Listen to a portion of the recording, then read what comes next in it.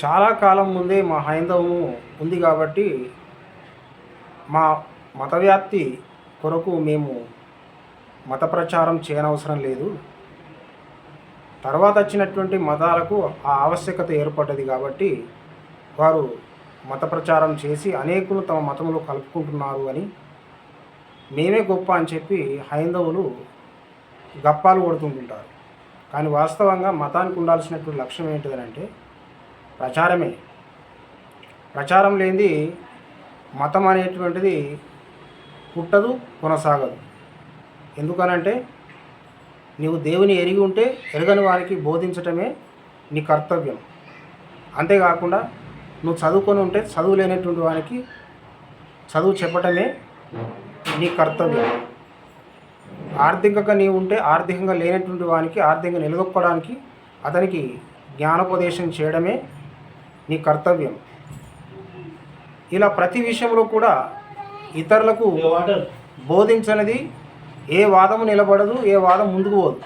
కాబట్టి తప్పకుండా మంచి అనేటువంటిది ఏదైనా ఉంటే ఇతరులకు పంచేదే ఉంటుంది, కానీ దాచుకునేదిగా ఉండదు. అయితే విశాల భావం కలిగినటువంటి ఇతర మతస్థులు అనేకులకు తమ దేవుని గురించి బోధించి సాధ్యమైనంత మట్టుకు ప్రతి విషయంలో తోడ్పాటు అందించాలనే ఉద్దేశం కలిగి వచ్చినప్పుడు కొందరు ప్రజలు గ్రహించి ఆ మతంలో కలిసిపోయారు. అయితే ఇప్పుడు కుచించకపోతున్నది హైందవం అయితే విశాలతను పెంచుకుంటున్నది ఇతర మతాలు, క్రైస్తవం, ఇస్లాం. కాబట్టి మరి అభ్యుదయవాదం ఏ మతం కలిగి ఉంటుందో తప్పకుండా ముందుకు కొనసాగుతుంది.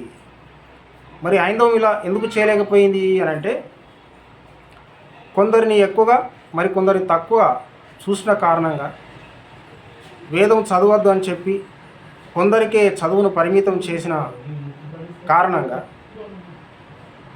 అంతేకాకుండా కొందరిని బానిసలుగాను మరి కొందరు ఉన్నత స్థితిలో ఉండడానికి మతమే చీల్చిన కారణంగా ఈ దుస్థితికి కారణమైంది. కాబట్టి ఈ సత్యం గుర్తించాలి. కానీ దేవుడు అందరినీ సమానంగా పుట్టించాడు అని మరి మనం గ్రహించాలి. ఎందుకనంటే దేవుడు కొందరిని అసమానంగా సృష్టించి మరి కొందరిని తక్కిన వారిని గొప్పగా సృష్టించడు. ఈ విషయాన్ని మనము గుర్తుంచుకోవాలి.